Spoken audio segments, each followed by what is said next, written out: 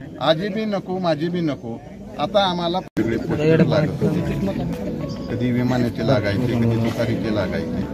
ह्याबद्दल आम्ही तर आमचा तर हस्तक्षेप नव्हता, परंतु कार्यकर्त्यामध्ये या महिन्याभरामध्ये या ठिकाणी आमच्याकडे येऊन नाराजी कार्यकर्ते व्यक्त करायला लागले आणि त्या माध्यमातून आम्ही सर्वांनी हा विषय महिनाभर टाळला की जेणेकरून काय असेल तर आम्ही तर ह्याच्या पक्षाच्या एका मीटिंगमध्ये घ्यायचा असेल तर त्याच दिवशी दुसऱ्याच दिवशी घ्या असं मी त्यावेळी सूचित केलं होतं। मारुती पाटील बी त्या ठिकाणी होते, परंतु ह्या गोंधळामुळं तालुक्यामध्ये वातावरण आमच्या कार्यकर्त्यामध्ये म्हणजे वातावरण एक वेगळ्या प्रकारे दूषित व्हायला लागलं।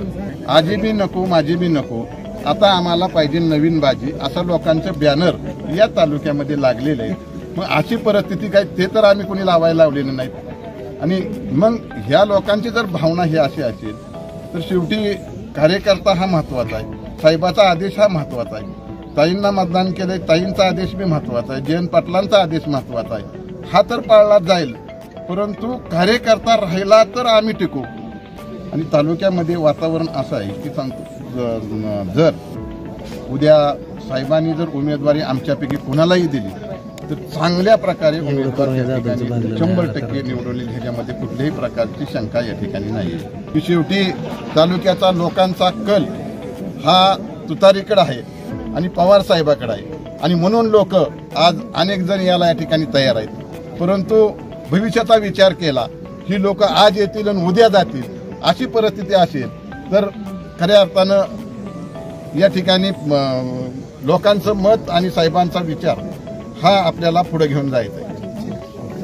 आज देशाचे नेते आदरणीय शरदचंद्रजी पवार साहेब यांच्याबरोबर संवाद साधण्यासाठी व त्यांचं मार्गदर्शन ऐकून घेण्यासाठी पक्षाचे सर्वच कार्यकर्ते या ठिकाणी बारामतीमध्ये आले होते आणि 15 दिवसापासून सतत कार्यकर्त्यांमध्ये खदखद होती की इंदापूर तालुक्यामध्ये राजकीय गोष्टीबाबत आणि ती खदखद मनातील या ठिकाणी व्यक्त होण्यासाठी साहेबांना भेटण्यासाठी सर्व कार्यकर्ते या ठिकाणी साहेबांकडे आले होते आणि साहेबांचं मार्गदर्शन या ठिकाणी सर्व कार्यकर्त्यांनी या ठिकाणी घेतलं। कोण कोण इंदापूर विधानसभेला कोण कोण इच्छुक आहे?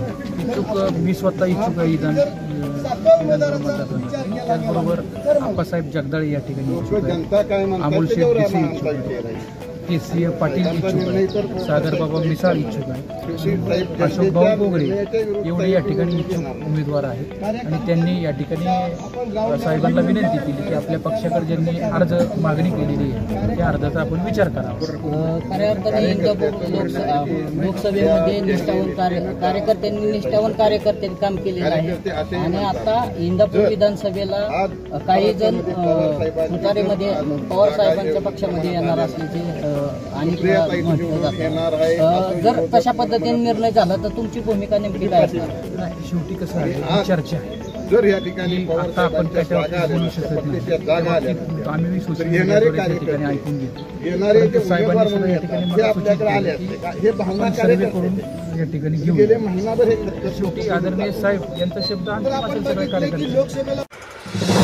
नवीन घडामोडी पाहण्यासाठी आजच आम्ही मुंबईकर 24 तासला लाईक करा, सबस्क्राईब करा आणि अपडेट रहा।